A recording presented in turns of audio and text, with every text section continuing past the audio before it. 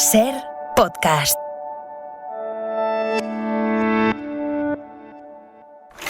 ¡Acción!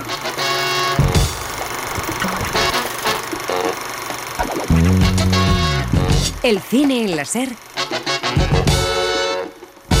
con Pepa Blanes.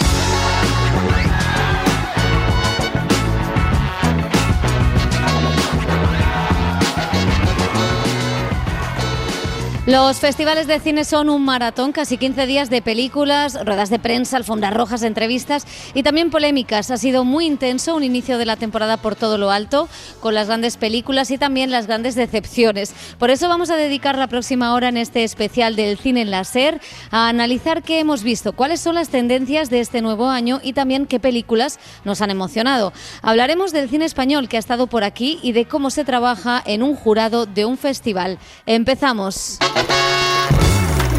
Mi piaci, ah, ah, mi piaci, ah, ah, ah, mi piaci, tanto, tanto, ah, sembra incredibile ma sono cotta di te, mi piaci.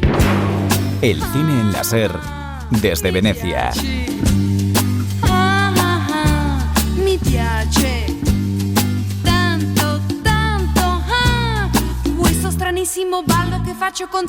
Hola, ¿qué tal? Bienvenidas, bienvenidos a El Cine en la Ser, programa especial desde Venecia para repasar lo que ha dado de sí este festival. Es la edición número 90. José Manuel Romero, ¿qué tal? ¿Cómo estás? ¿Qué tal, Pepa? ¿Cómo lo llevas tú? Este ha sido un festival con mucho cine americano, mucho Netflix y películas que van a tener estreno en cines. Eso es importante porque los cines necesitan películas que conecten con el público. Una de ellas podría ser Tar.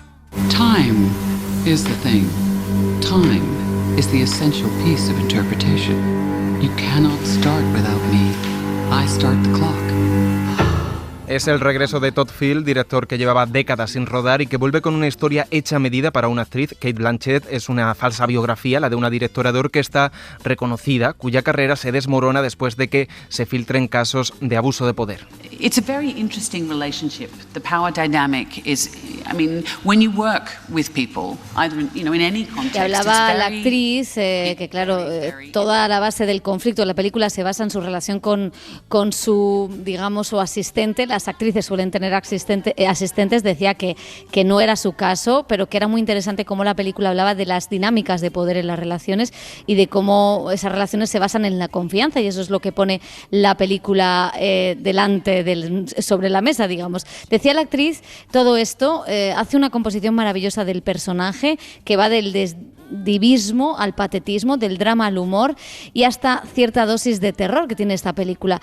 Y lo cierto es que es una historia muy sutil que habla del momento actual, de las redes sociales, de las relaciones laborales, del acoso, tiene que ver mucho con el Me Too y como anécdota, pues hay que decir que se menciona a Plácido Domingo. Hay que decirlo, Pepa, hay que decirlo. Si la actuación de Cate Blanchett va a ser una de las grandes interpretaciones del año, atentos a la de Brendan Fraser, protagonista de The Whale, es la película de Darren Aronofsky en la que adapta una obra de teatro en la que un obeso mórbido se atiborra comida porque ya no quiere seguir viviendo. That's the most important message to put out in the world right now. Everyone's leaning into the cynicism and the darkness and giving up hope. Bueno, este director, que lo hemos visto hacer películas tan oscuras y tan retorcidas como Madre o El Cisne Negro, bueno, pues aquí es verdad que la película es dura, pero sí que tenía como ese mensaje donde no potenciar ni lo cínico ni lo oscuro, sino la importancia de cuidarnos los unos a los otros.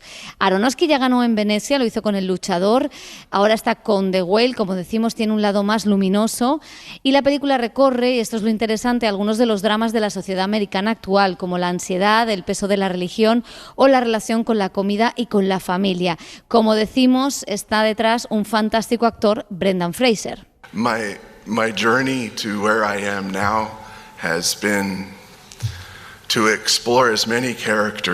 Y decía que su viaje a quien es hoy lo ha explorado a través de los personajes que ha sido a lo largo de su carrera, y este ha sido el mayor reto. Es el hombre más heroico que ha interpretado, tiene el superpoder de hacer el bien en los demás, decía Brendan Fraser, y es que el actor hacía 10 años que no tenía un papel protagonista. Recordemos que Fraser fue uno de los actores más populares gracias a papeles como George de la Jungla o La Momia. Después de varios tropiezos, de lesiones y de haber reconocido que sufrió abusos en la industria, regresa con este papel que huele a Oscar y para el que se ha puesto prótesis que le hacen pesar más de 200 kilos, y la verdad es que es tremendo cómo luce en pantalla las prótesis y también el peso que tiene el propio Brendan Fraser. Pues sí, y es que está siendo un festival, José, de grandes interpretaciones masculinas, sobre todo, también femeninas, pero en el caso de los hombres hay muchos nombres que nos han gustado. Destaca también Colin Farrell, el actor irlandés protagonista lo nuevo de su amigo Martin McDonagh, con quien ya ha trabajado varias veces.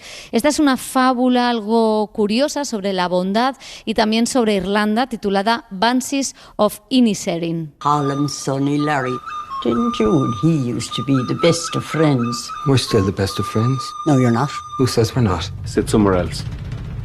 Mucho humor negro y sus dosis de violencia en esta película en la que el actor interpreta a un hombre bueno, pero tonto, así de claro. Otra interpretación que nos ha encantado es la de Ricardo Darín como fiscal Estrasera, el hombre que consiguió llevar a juicio a los generales y al dictador Videla ante el genocidio cometido durante la dictadura. La historia no la hicieron tipo como yo. Entonces, ¿qué hacemos? Hay que armar un equipo cuanto antes. Tenemos 5 meses para presentar prueba irrefutable contra 9 comandantes. A mí me torturaron, a mí me secuestraron. Vamos a darles a los militares lo que ellos no les dieron a sus víctimas. Un juicio justo. Hemos entrevistado al actor que en la alfombra roja lucía una bandera de Argentina y fotos de las víctimas de la dictadura. Es además uno de los productores de la película junto a su hijo, el Chino Darín, junto a Victoria Alonso, la jefa de Marvel, y junto a Amazon Prime Video. Era muy difícil lo que tenían entre manos. Era intentar comprobar la responsabilidad de los jerarcas en acciones que sus subalternos habían realizado. Ninguno de ellos tomó un arma y mató a alguien. Ninguno de ellos torturó personalmente a nadie. Eran todas órdenes que se filtraban de arriba hacia abajo. Entonces, la parte más problemática de la Fiscalía era encontrar la conexión para probar que esto respondía a un plan sistemático. Eso era lo que necesitaban lograr, porque de esa forma podían demostrar que esto no era una cosa librada al azar, que esto formaba parte de un plan de aniquilación. Yo estimo, no estoy seguro que sea así, pero estimo que para hacer ese tipo de trabajo uno tiene que luchar contra la ira, contra el enojo, contra el odio, para poder ser frío y equilibrado y justo, porque si no estaría cometiendo exactamente el mismo error que se supone que están juzgando. ¿Usted cree que va a ganar ese juicio? ¿Usted cree que las juntas hicieron lo correcto? ¿Es cierto que recibieron amenazas? Yo prefiero no darle mucha trascendencia a eso. Acá se trata de lo que el país necesita: respeto y justicia. Esta es nuestra oportunidad. Quizás sea la última.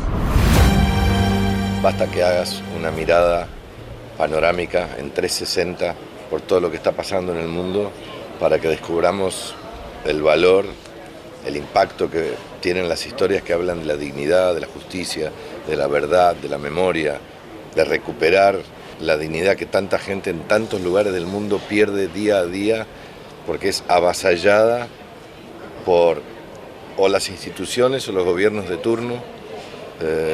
No se respetan las minorías.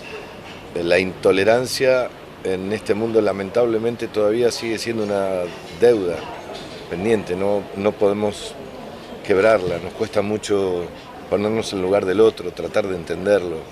Es doloroso que si uno compara nuestros días con lo que debe haber ocurrido hace 200 años, hemos avanzado, porque ya sabemos, antes comían solamente los que estaban arriba en la colina, los demás recibían la basura, los residuos.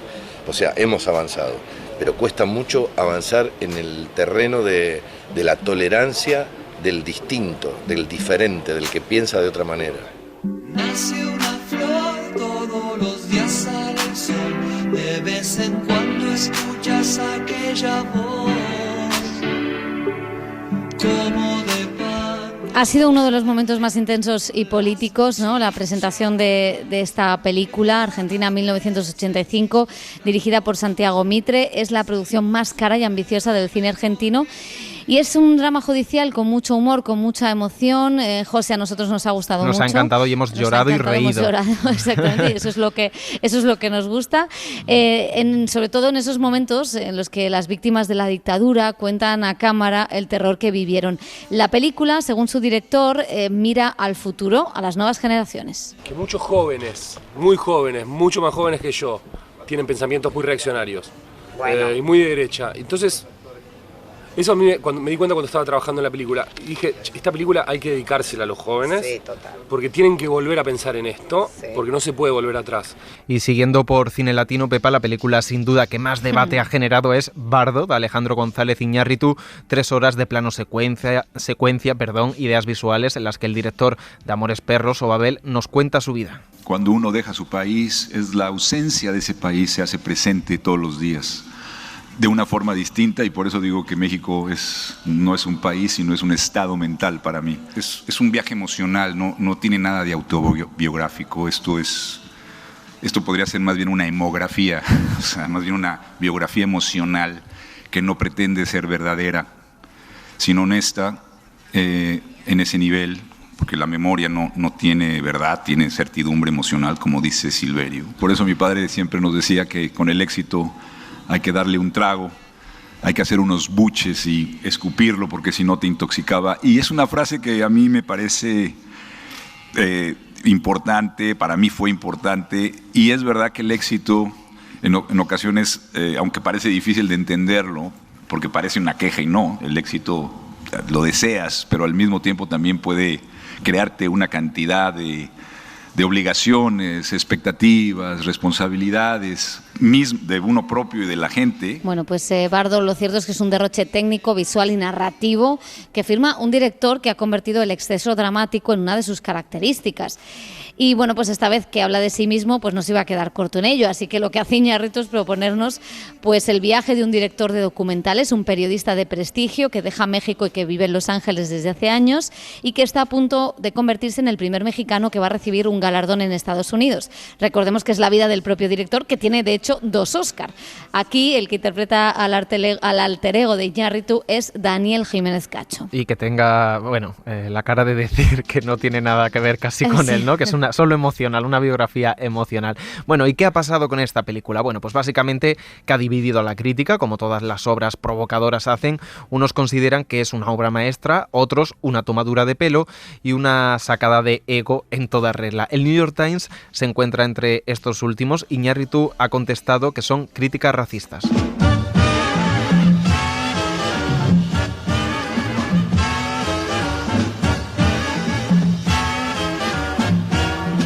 Y más divisiones, las que ha generado Blonde. Es la adaptación de Andrew Dominic de la novela de Joyce Carol Oates sobre Marilyn Monroe.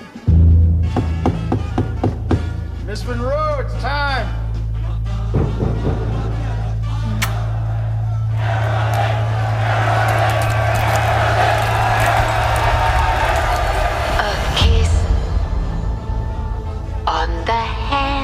Lo que sí ha tenido consenso, y yo que me alegro, es la interpretación de Ana de Armas. La actriz hispano-cubana aparece en todos los planos de esta película de casi 3 horas que cuenta cómo el sistema de estudios de Hollywood acabó con el mito. En la rueda de prensa la actriz hablaba de las cosas en común con Marilyn y de lo que ha aprendido.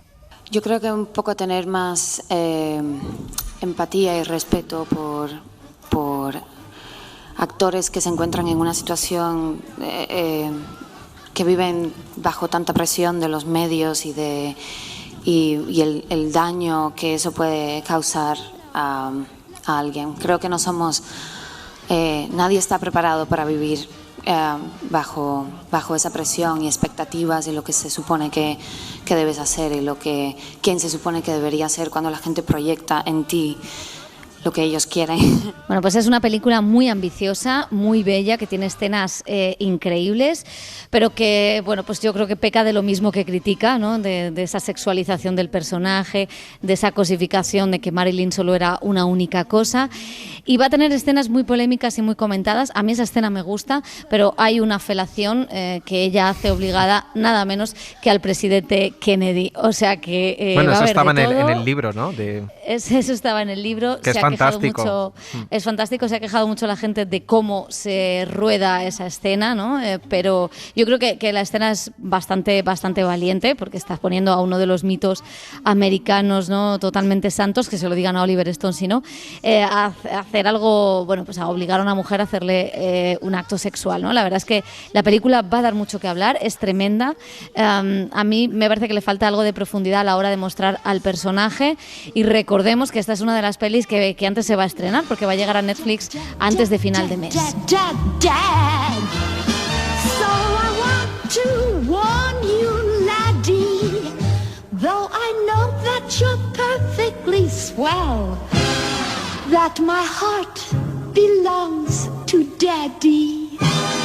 El cine en la SER, desde Venecia.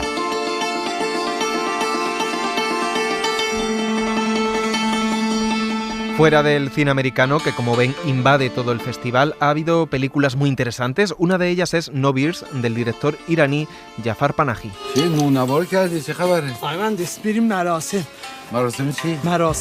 Panahi está en la cárcel desde hace unos meses, cuando fue detenido en una protesta contra el arresto de otro director de cine. No es la primera vez que tiene problemas con la justicia. Ha estado en arresto domiciliario cuando rodó Esto no es una película. También ha tenido prohibido rodar en la calle, lo vimos en Taxi Teherán, y ahora muestra esta película sobre rodar en la frontera y a distancia. ¿Qué te ha parecido, Pepa? Bueno, pues la verdad es que es una película fantástica que deja un poco sin argumentos a todos esos que dicen que el autor es separable de su obra, ¿no? Porque lo que hace la película es mostrar que la situación personal de Panahi, la situación política, la situación social y la situación artística también como director de cine son indisolubles. Y entonces él está rodando una película a distancia en un pueblo porque no se atreve a cruzar la frontera, que es algo prohibido, y está rodando a unos actores que a su vez tienen diversos problemas sobre la inmigración y su vida diaria.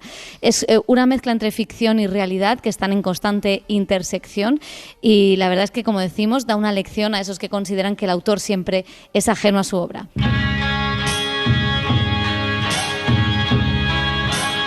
También ha gustado mucho un documental, el único que competía en la sección oficial, All the Beauty and the Bloodshed. Lo dirige Laura Poitras, que ganó el Oscar con Citizenfour, aquella película que contaba la huida de Edward Snowden. Ahora junta dos pandemias, la del SIDA y la crisis de los opiáceos que vive Estados Unidos. An artist who was using her influence to talk about, really the failures of society that were happening at that moment. And I knew that when she was telling me this, that there was a connection between this moment. Hablaba de esa conexión entre esos dos momentos, ¿no? Los 70-80 con el SIDA y esta crisis actual de los opiáceos. La verdad es que hay que decir a favor de Laura Poitras que ha sido la única directora de toda la sección oficial que se ha acordado de que Panahi estaba en la cárcel, porque el resto no han hecho mención alguna, tampoco Barberá, el director del certamen, y la verdad es que impresionaba este viernes ver la silla vacía de un director porque está en la cárcel por protestar. Y con respecto al documental de Poitras, pues decir que no es solo un retrato del poder de las farmacéuticas, también es una mirada a las adicciones, a la relación con la ciudad, y lo hace a través de la historia de la fotógrafa Nan Goldin, que vivió esas dos épocas. Severin, Severin, oh, waits you there. Hemos repasado lo que más nos ha gustado de este festival y dirán, ¿y por qué no hablan del escupitajo? Bueno, José, vamos a ello ya, por favor. Yo no me he aclarado, ellos dos lo han negado, yo me quedo ahí, pero ese incidente ocurrió en la premiere de No te preocupes, querida, Don't Worry Darling, película que ha generado pues muchísimos cotilleos y más polémicas. Todo empezó con la salida del proyecto de Shia LaBeouf. Olivia Wilde, la directora, dijo que era para proteger a la actriz, por generar un ambiente de seguridad a Florence Pugh, pero el actor filtró unos vídeos en los que se demuestra que no era exactamente así. La actriz no vino a la rueda de prensa, Florence Pugh solo a la alfombra roja, se sentaron con prudente distancia de seguridad y en la premier Harry Styles también estaba, el nuevo protagonista y novio de la directora, pues parece, como decía Pepa, que presuntamente escupió al actor Chris Pine, pero no está del todo claro. Lo que sí está claro es que no se miraron mucho, se sentaron distanciados, que hay polémica y que no hay una buena relación porque no han hecho promoción conjunta. Pero bueno, a todo esto, la película ha tenido críticas negativas, pero a nosotros, como siempre vamos a contracorriente, nos ha gustado. Mujeres, los maridos os pedimos mucho. Pedimos fortaleza, comida en la mesa, la casa limpia y sobre todo discreción. Bueno, pues como escuchan, es una distopía feminista ambientada en los años 50-60, donde los hombres obligan a las mujeres a quedarse en casa cuidando a los niños, a limpiar, a cocinar, a ponerse guapas. Florence Pugh está estupenda, es una película que quizá pues no es festivalera, pero es entretenida, divertida y tiene un cierto mensaje feminista que nunca está mal. Y un aviso a navegantes, decía Olivia Wilde que todo lo que dice la película puede volver a ocurrir. I mean, I think the thing about this film is it's unfortunately very timely, but it's also timeless because this has existed throughout history. Decía que todo lo que cuenta la película es muy actual, pero también ha pasado en otras épocas de la historia y que tiene que ver con el control de los cuerpos, con el control de los cuerpos de las mujeres, ¿no? Se refiere a la natalidad, pero también al derecho a trabajar, al derecho a moverse libremente, que son cuestiones... Es curioso que es lo que decía Cronenberg en Cannes, ¿te acuerdas, Pepa? Sí, es o sea, que de dos películas totalmente dispares y totalmente distintas, pero no, como ha habido como un sistemáticamente, ¿no? El poder ha entendido que el control de los cuerpos es un sistema el mejor sistema de dominación.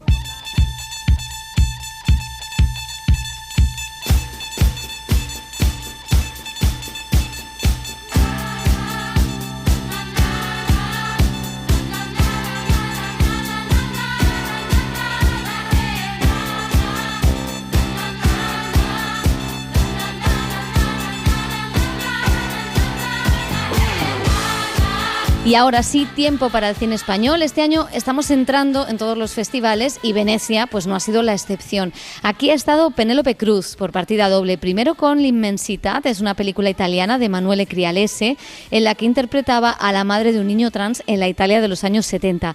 Es, curiosamente, la historia del propio director que anunciaba en el festival su salida del armario. I mean, I don't plan it because you unfortunately cannot find that in every movie you make, and movies are not made to change the world, but when they can contribute to start a debate about something important, it makes me... Bueno, y le contaba a Penélope Cruz en una mesa redonda a Pepa Blanes que, bueno, que le gustan las películas, ¿no? Que ayuden un poco pues a cambiar la imagen del mundo, a cambiar el mundo, que sabe que el cine no va a cambiar el mundo, pero que si una película abre un debate, pues a ella esa película le hace mucho más feliz.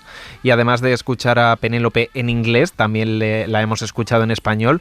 Es la protagonista junto a Luis Tosar de Los Márgenes, primera película de Juan Diego Botto como director, en la que habla de la crisis de los desahucios y que se ha presentado en la sección Horizontes.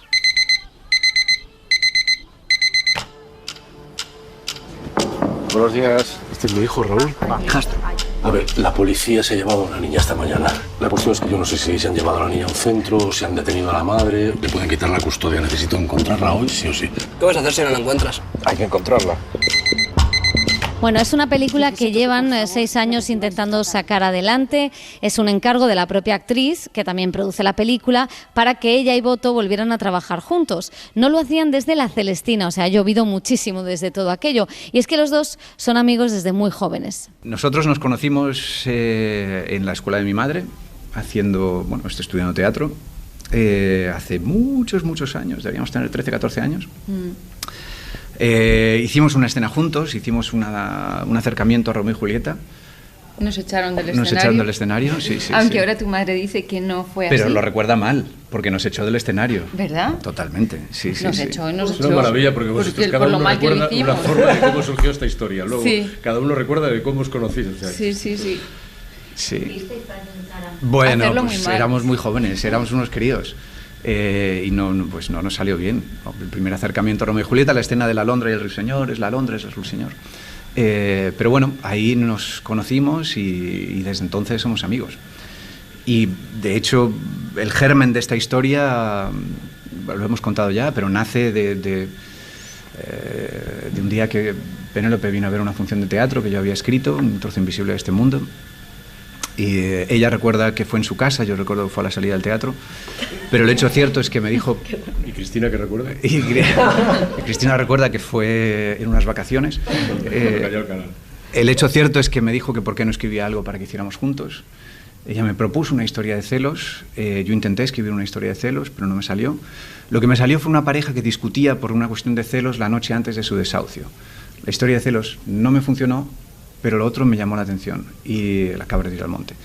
Y... ¿No cómo funciona? El tipo dice, una historia de celos antes de un desahucio. Es que... Entonces eso me generó mucha curiosidad, pensé que había algo.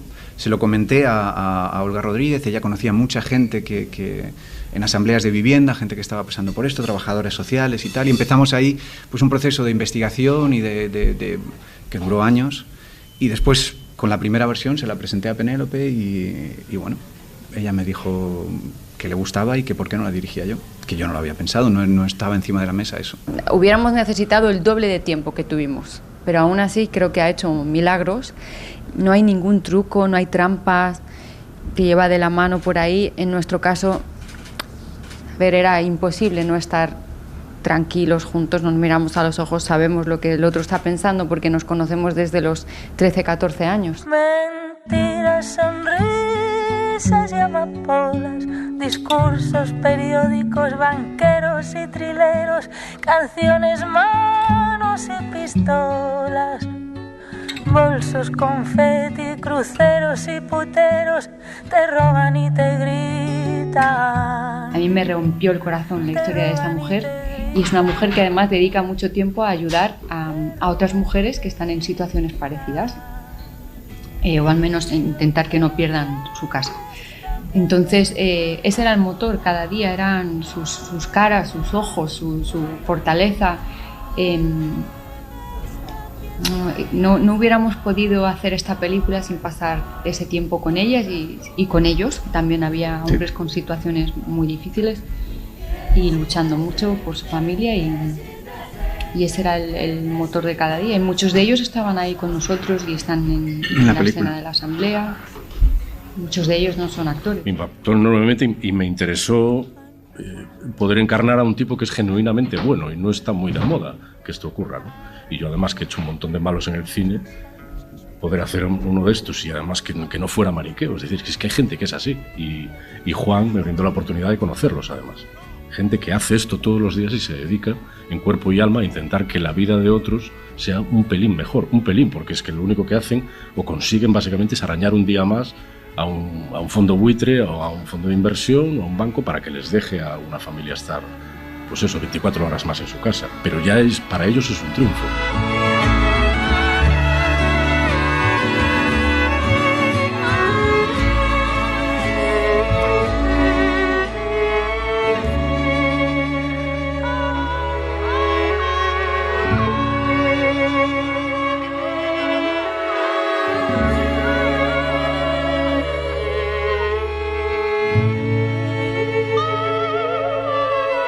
El cine en la SER, desde Venecia. Esto relaja, ¿eh? Quita todos los miedos. Ya verás. A mí me iba muy bien cuando te tenía en la barriga.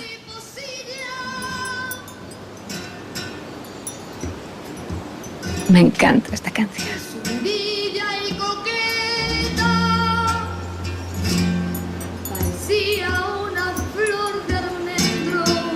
Y por aquí ha pasado también Carla Simón, la flamante ganadora del Oso de Oro en Berlín. Con Alcarrás presenta un cortometraje, Carta a mi madre para mi hijo. Un trabajo muy personal, aunque empezó como un encargo de la marca de ropa Miu Miu.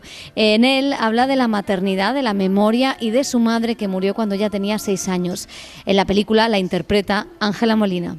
Es verdad que hablo mucho de mi familia, pero siempre transformándolo a la ficción. Y esta vez salgo yo y salen ellos, ¿no? Y es distinto. Pero, claro, pensaba en Manel, ¿no? Pues en dejarle esa cosa de mira tu madre embarazada, ¿no? Y al final lo que pasa es que yo tengo esas fotos de mi madre embarazada, que son, no sé, 7, ¿no? Y para mí son muy importantes, ¿no? O sea, es como algo que que yo siempre lo llevo en todas las mudanzas, están en un cajón ahí, todas, ¿no? Todas ordenadas porque, bueno, pues porque es un documento, ¿no? Importante para mí. Entonces me parecía bonito como esa cosa de, ¿no? de imitar a mi madre para que luego cuando Manel sea mayor lo vea, ¿no?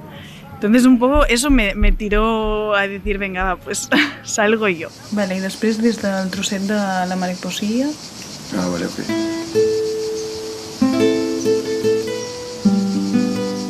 Creo que mi necesidad de contar historias viene un poco porque en mi familia hay muchas historias, ¿no? Pero también por mi infancia, por el hecho de que me falte esa historia, ¿no? Entonces sí, yo creo que tiene mucho que ver con eso. No es algo que me haya dado cuenta ahora, pero sí que es verdad, porque luego la frase continúa con o puede que lo haga porque no quiero morir, ¿no? Que eso es algo que sí me he dado cuenta más tarde, ¿no? Como que así cuando lo pienso, es como siempre tengo mucho miedo a la muerte yo. Y mira que me ha tocado vivirla por parte de mis padres, de mi familia, o sea, como que la he tenido muy cerca y tengo mucho miedo, precisamente a lo mejor porque la he tenido cerca, ¿no? Entonces yo creo, o sea, una vez leí también cuando estaba preparando verano y luego até cabos, ¿no? De que los niños que pierden a los padres cuando son muy pequeños o tienen como una experiencia traumática fuerte en general, son más creativos porque tienen como una necesidad de crear y de dejar algo, ¿no? No sé, o sea, como de dejar cosas. Entonces yo siempre pienso que muchas veces los artistas hacemos o creamos por ese miedo que tenemos a morir, ¿no? Que puede parecer como muy egocéntrico, ¿no? Esa cosa de dejar huella, pero bueno, pues algo hay ahí, ¿no? Y en mi caso, que tengo esa relación con la muerte, pues creo que sin duda sí que hay algo de eso también.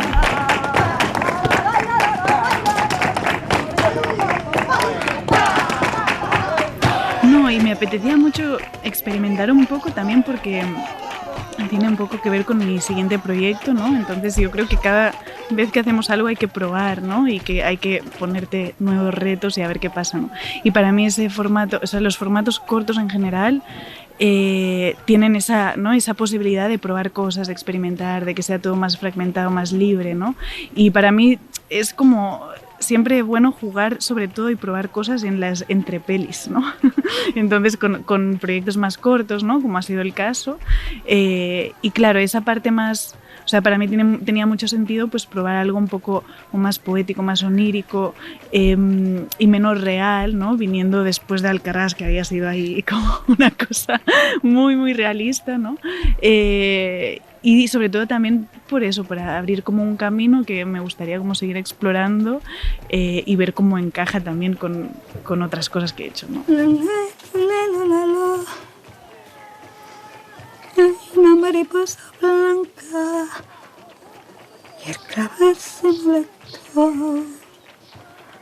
Blanca la mariposa y rojo el clavel. Yo siempre había querido trabajar con Ángela. Lo que pasa es que luego me lío a hacer cosas con actores tal y no había como encontrado ahí como la cosa perfecta para ella. Y cuando me llamaron de Miu Miu casi era como, o sea, tiene que salir Ángela.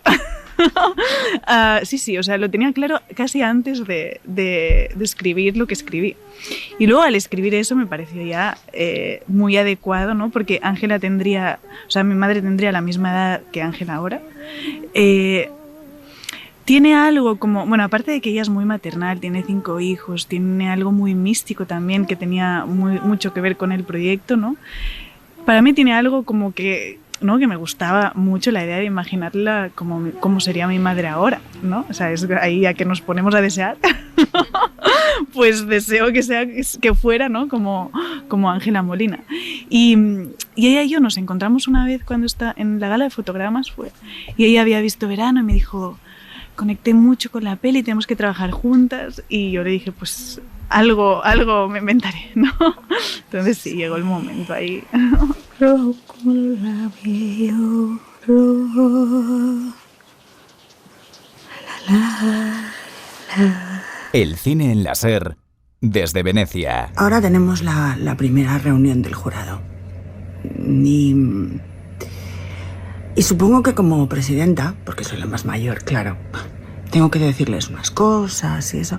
En realidad yo solo quiero decir una cosa. Me gustaría que no nos peleáramos. porque en cada jurado que he estado ha habido unas peleas. Pero con insultos y todo, vamos, no se ha llegado a las manos de milagro.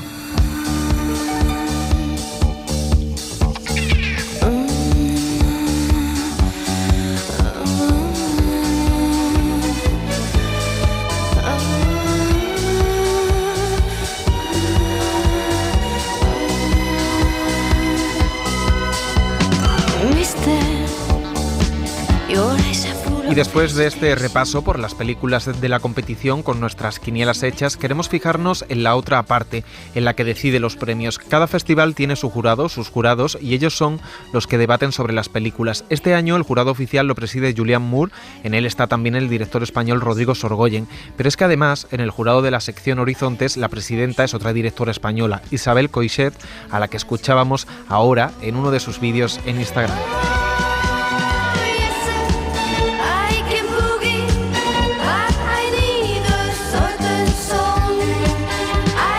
Estamos con Isabel Coixet en el Hotel Excelsior, que es donde se queda la crème de la crème de este Festival de Venecia. Isabel, ¿cómo estás? Estoy bien aquí con la crème de la crème, a la que no creo pertenecer, pero bueno. Eres jurado, la jefa del jurado de la sección Horizontes. No sé si es la primera vez que eres jurado, que has sido jurado. No, he sido jurado muchas veces. He estado jurado pues, de la Cabegador en Cannes, de la sección oficial en Berlín, y aquí fui hace como 10 años, fui jurado también. Pero esto de ser presidenta me gusta, porque mi voto cuenta más. Me gusta esto. Hombre, claro, es que ahora pues, hay muchos rumores, es que esto es maravilloso lo de los jurados, porque siempre a la prensa nos gusta saber de, bueno, ¿y quién habrá sido el que haya apoyado esta película? ¿Quién habrá sido el que apoya esta? ¿Cómo habrán sido esas deliberaciones? ¿Hay más mística periodística que luego lo que es la realidad de un jurado? En la realidad de un jurado yo he vivido de todo. Pero también tengo que decir que la gente se apasiona por las películas y hay personas, bueno, a las que les gusta una película y tampoco no hay mucha explicación. A veces, pues eso, te enamoras, es como que te enamoras de alguien, ¿no? ¿Cuál es la justificación? Si es alguien que es, no que sé, que es tuerto, tiene problemas de delitos y tal, bueno, pues que te has enamorado. Es que esto es igual, o sea, hombre, sí que es verdad que la gente se pone a veces muy violenta, ¿no? Y la primera cosa que les dije a los del jurado es, o sea, defendamos con pasión, pero por favor, o sea, no sillas tiradas, que esto lo he visto, ni botellas de cerveza en las paredes, ni golpes en la mesa, ¿no? Digo, voy a ser en plan maestra del cole, el primero que dé un golpe en la mesa no va a votar. Bueno, me encanta lo de sillas volando, o sea, eso es, no te voy a preguntar quién, porque se dice el pecado, pero no el pecador. Y claro, ¿cómo es el funcionamiento? Para que los oyentes que no tienen ni idea de cómo funciona, ¿os reunís al principio, a mitad, después? Sí, tenemos 3 reuniones. En cada una de las fases, porque vamos viendo películas. Entonces, el procedimiento es bastante sencillo. O sea, si hay alguien que quiere conservar en la lista final las películas, se conservan. Aunque los demás no estén de acuerdo, todavía están ahí. Hay películas en las que todos estamos de acuerdo que no consideramos que tengan nada destacable, con lo cual ya las hemos eliminado. Y porque es que si no al final te encuentras con todas las películas y es un lío, entonces hay que ir eliminando. Entonces tenemos 2 reuniones y luego la reunión final. ¿Y cómo se ven los toros desde el otro lado de la barrera? Porque tú has estado en festivales internacionales, no sé si una vez estás dentro entiendes o tú eres de las que se frustra si no está en el palmarés, o entiendes muy bien cómo se elige, porque muchas veces ves los jurados y dices, pero ¿cómo han elegido esto? ¡Qué incomprensible! Pues yo ya entiendo también que una selección de un festival pues tiene que, desde luego, a veces es verdad que hay películas y dices, bueno, supongo que tiene que ver, sobre todo cuando son películas del país, ¿no? Entiendo que el Festival de Venecia pues tiene que tener películas italianas, y tengo que decir que he visto películas italianas muy buenas aquí y espantosas, espantosas, de esas que dices, no. Pero bueno, también había películas buenas. Imagino que ahí hay, pues yo qué sé, pues igual que la película, vamos a ver, igual que la película de Olivia Wilde, pues está aquí, pues la alfombra roja, que sí, pues eso, Gucci, todo este mundo, ¿no? Hombre, hay cosas un poco raras, ¿no? Ayer en la premier de Don't Worry Darling, pues es que antes de la premier se le dio un premio a la de vestuario, que nos quedamos todos como... esto es muy raro, ¿no? Es que era rarísimo, fue una cosa poco incomprensible, pero bueno, también, claro, las presiones, las marcas comerciales que están detrás de esto, ¿no? Vamos a ver, esto al final es un festival que lo pagan Cartier, Bulgari, Campari y Armani. Entonces, claro, todos los maquilladores insisten en maquillarte, que yo digo, pero que con este calor, pero que a mí es que me pueden maquillar 3 horas y a los 5 minutos estaré sin nada. Es que es como... quieren maquillarte y tú te vas como, no, de verdad, dejadlo. Gracias. Es una de las cosas, porque estamos enganchados a tus vídeos en Instagram, en el que comentas un poco cómo es el día a día y también las reflexiones o las contradicciones. Y una de las contradicciones que decías es esa, tengo que pasar por la alfombra roja. Yo intento evitarlo esto, ¿no? Porque primero, me parece que los del jurado no tenemos que salir para nada. Y luego, segundo, es que, bueno, por ejemplo, a mí me parece fantástico que las actrices lo hagan, pero ya el mundo de las pseudomodelos, las pseudoinfluencers, las socialites, ¿no? Todas estas italianas medio aristoc, o sea, todo este mundo que dices, pero esto qué tiene que ver con el cine, ¿no? Hasta puedo entender, yo qué sé, pues evidentemente, Penélope, Patricia, Julianne Moore, vale. Pero, no sé, yo siempre he visto ahí una contradicción, ¿no? Una de las cosas que siempre recordaré es una pataleta que tuvimos Sara, Paul y yo, o sea, nosotros estamos en un hotel al lado del Palacio del Festival y vamos a presentar Mi vida sin mí. Entonces, me acuerdo que estábamos en la puerta y íbamos andando hacia el palacio. Digo, el palacio está aquí, ¿no? O sea, estaba a 25 pasos. Y entonces nos paran unos de seguridad, no, tenéis que ir en el coche. Y yo pensaba, pero el coche, pero si está ahí el palacio, de verdad, si vamos a tardar más. Entonces, claro, yo todavía en ese momento, ni Sara tampoco, a pesar que él tenía mucha más experiencia que yo, no entendíamos que es que los coches eran como también sponsors, ¿no? Y que era toda la ceremonia esta, ¿no? Pero también hay un momento que bueno, al final nos metimos dentro del coche para no discutir, porque pensaba, bueno, es que esto va a ser peor, yo qué sé, vamos a meternos. Pero luego muchas veces he pensado, pues tenía que haber ido andando, ¿sabes? Porque hay un momento que uno se para y dice, pues, ¿si todo esto para qué? Entiendo que es un montaje, entiendo que el festival necesita sponsors comerciales. Ahora bien, toda esta dictadura del tacón y de las pobres, que es que las ves embutidas en cosas como imposibles, ¿no? Ayer una de las actrices de uno de los jurados, que es Tessa Thompson, claro, ella es la cara de Armani. Entonces, claro, me contaba que ella, que claro, que el jurado se sentía un poco rara de ir como súper vestida, ¿no? Ayer me la habían puesto como... Es que, o sea, es difícil de explicar cómo era aquel vestido, ¿no? Lo que pasa es que ella también es verdad que se lo tomaba con mucho sentido del humor. Decía, mira, después de todo estoy aquí porque he hecho no sé qué de Marvel, una película de Marvel, y porque soy la cara de Armani, ¿no? Pues bueno, pues voy a jugar el juego. Ella yo creo que se lo tomaba muy bien. Creo que hay gente que pierde el culo, ¿no? Cuando ves la desesperación, ¿no? Esa cosa de la foto y estar, ¿no? Ahí es cuando a mí me da como cosa, ¿no? Como cuando, no sé, la ceremonia del principio del festival, ¿no? Que tuvo momentos muy bonitos, o sea, de repente para mí el discurso que hizo Arnaud Desplechin sobre Catherine Deneuve es que me hizo llorar, ¿no? Porque es todo lo que pienso sobre Catherine y porque la conozco y porque la reflejó en muy poco tiempo, la reflejó súper bien y con mucho cariño. Pero claro, luego sale Zelensky, que vamos, que evidentemente, o sea, a mí me parece que la invasión de Rusia, de Ucrania por Rusia es indecente. Pero claro, que Zelensky haciendo un discurso allí con la lista de los niños, o sea, y luego la película, luego White Noise, ¿no? Que es una novela maravillosa de Don DeLillo. Y se han gastado $120 millones en hacer esta película, que me pareció que sí, Noah Baumbach realmente ha intentado y ha hecho una versión muy fiel, pero justamente esa fidelidad hace, para mí la película no funcionaba, ¿no? Y tenía cosas buenísimas, pero no funcionaba. Entonces, de repente, después de todo eso, ¿no? White Noise, que es una película que condena, pues eso, bueno, es un poco un retrato del humo en el que estamos envueltos, en el mundo en el que vivimos, mezcla el populismo, los resabios hitlerianos, el peligro nuclear, lo mezcla todo, y luego la gente aplaude, emocionada. Entonces salimos y entonces están las bolsitas con las cosas de Armani, que a mí esto de la bolsita que te dan me da siempre una vergüenza terrible, ¿no? No soy la única, ¿no? Lo hemos comentado muchos es como... hay algo ahí como obsceno, ¿no? Aunque no lo sé poner en palabras.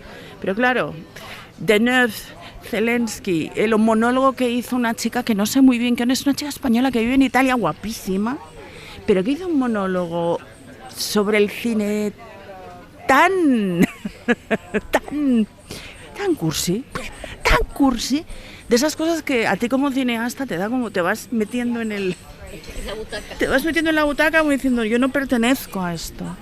Y bueno, todas esas contradicciones en las que uno vive, pero al final lo que pueden son las películas, ese momento, ¿no? Que una película la estás viendo y te olvidas que eres cineasta, te olvidas que tú ya sabes cómo está, te olvidas de todo y estás ahí, ¿no? Y hay yo creo que más de 2 películas que lo consiguen y ya está, entonces con eso me parece increíble. ¿Te da tiempo a ver otras secciones? Te veíamos con Patricia Clarkson el otro día, con la que tú trabajaste.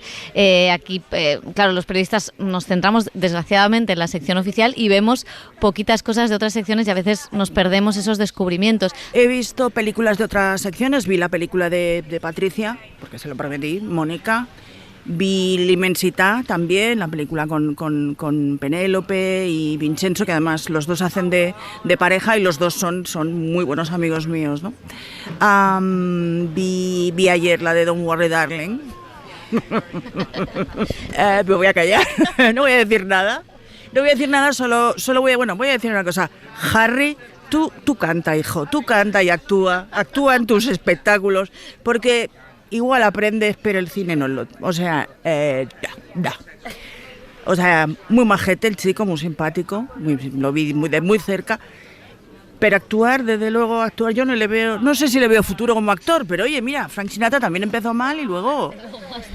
Pero desde luego se ha lucido en esta película, sobre todo porque es que además lo ponen al lado de un pedazo de actriz como es Florence Pugh, ¿no?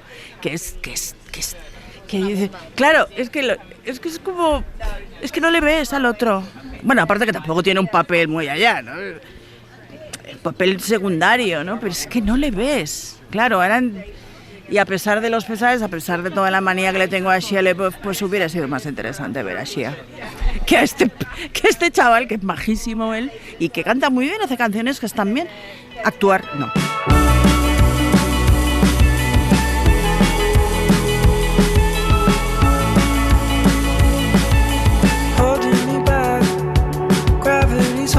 Como decíamos, Rodrigo Sorogoyen forma parte del jurado de la sección oficial, el que decide el León de Oro, y casi le sacamos las películas premiadas. Va a ganar la película... no, es broma. Bueno, por favor, esto es un titularazo. No, pero claro, a Sorogoyen le vemos y nos huye para que no le preguntemos por las pelis que le han gustado o que no, y los periodistas, como conocemos el cine que hace, intentamos ver, esta le gustará por el cine que hace. Hay un thriller con violencia policial, que dijimos, bueno, al director de Antidisturbios a ver, pero no suelta nada, que no se preocupe Barberá, que Sorogoyen cumple a rajatabla. ¿Cómo está siendo la experiencia? Vamos un poco por la mitad del festival. ¿Es la primera vez que eras jurado de un festival? No, pero a un festival así de potente, tan importante y tan grande, de ver tantas películas, evidentemente sí, es la primera vez. Y nada, pues un lujo, estoy encantado, me siento en la sala de cine y me siento un afortunado, porque claro, es un trabajo maravilloso. Evidentemente, los 365 días a lo mejor no, pero estar aquí 12 días, 11, viendo películas tan interesantes, tan internacionales que acaban de salir, es una ventana al mundo, una ventana al cine, y ya te digo, me lo estoy pasando muy bien. Y claro, estás en el jurado con Julianne Moore, que es la presidenta. ¿Cómo son esas reuniones? Porque, normalmente en los festivales se hace como una reunión a mitad para ir quitando, ¿no? Para que lo entiendan también los oyentes que no saben cómo funciona.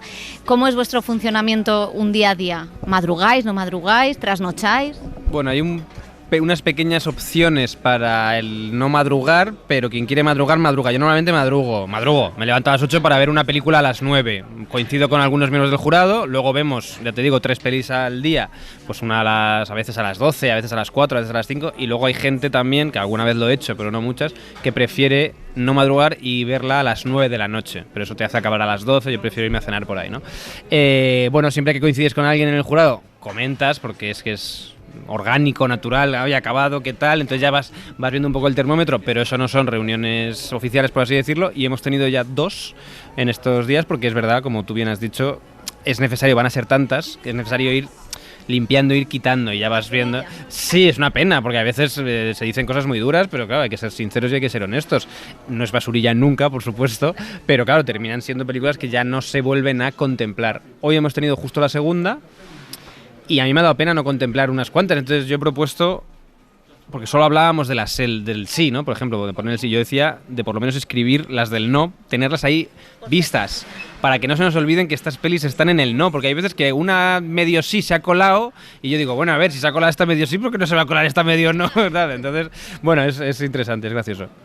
Y lees las críticas de la prensa, porque claro, la prensa un poco hacemos lo mismo, o sea, no tenemos poder de decisión de qué peli va a ganar o no, pero sí que es verdad que decimos esta sí, esta no, esta la descartamos, no la descartamos. ¿Leéis las críticas? La que se ha montado con Bardo, la que se ha montado con Brendan Fraser, ¿leéis todo eso? Yo solo te puedo hablar por mí, no tengo ni idea si los demás miembros del jurado leen, yo sí. Yo el primer día dije, no voy a leer ninguna crítica, no he podido evitarlo. ¿Has leído la cadena SER? Siempre, la primera, por supuesto. Bueno, sí, la leo también, pero leo todas, bueno, todas, quiero decir, me informo. Y me da pena porque creo que no debería... O sea, no sé cuánta influencia hacéis en mí, me gustaría no tener que leerlas, pero no puedo evitarlo, y me parece muy curioso, muchas veces no coincido en nada. Bueno, claro, también vosotros está siendo un festival en el que no coincidís mucho, y eso me parece guay, la verdad, me parece bonito. Entonces, como no coincidís mucho, hay cosas que no entiendo para nada, cosas que habéis escrito, no diré qué, pero claro, pero hay otras en las que coincido mucho. Bueno, no te voy a preguntar por qué y con quién coincides, pero sí un poco, tú también has estado en festivales, has estado en San Sebastián, has estado en Cannes.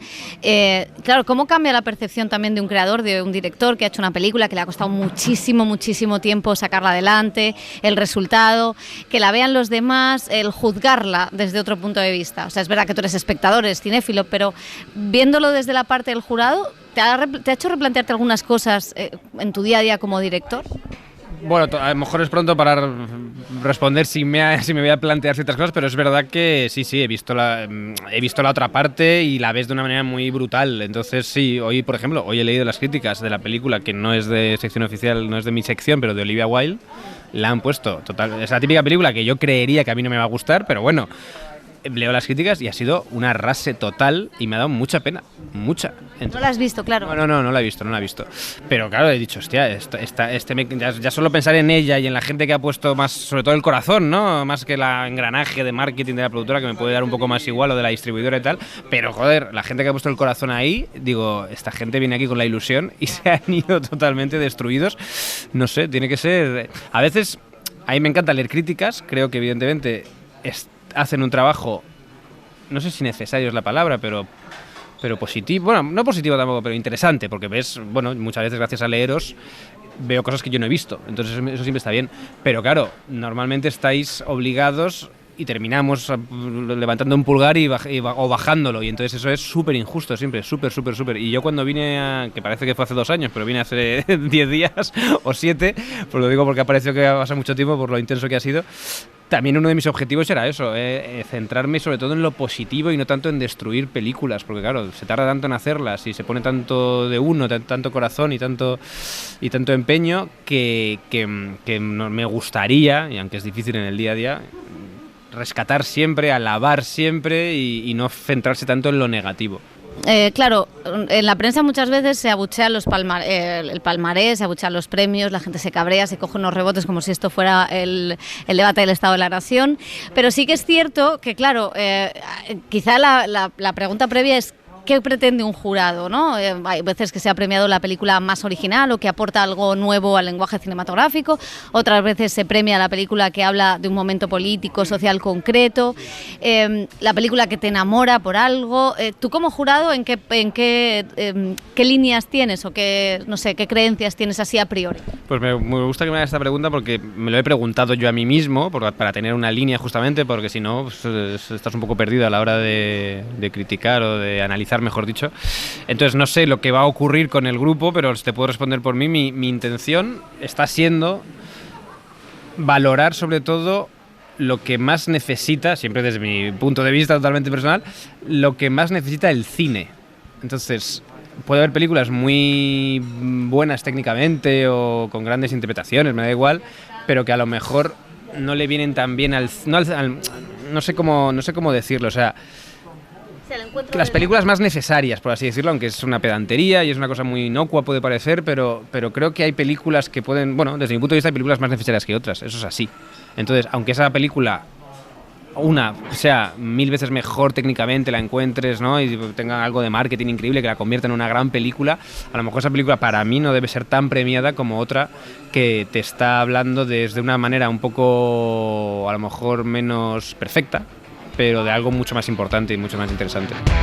Loro non sanno di che parlo, vestiti sporchi fra di fango, giallo di siga fra le dita. Terminamos el cine en la SER gracias a Alejandro Fernández, que ha estado en la dirección técnica, y gracias a José Manuel Romero, que ha estado en la producción, redacción y las redes sociales. Seguimos, volvemos después del Festival de Venecia porque nos queda el Festival de San Sebastián. Adiós. El cine en la SER con Pepa Blanes.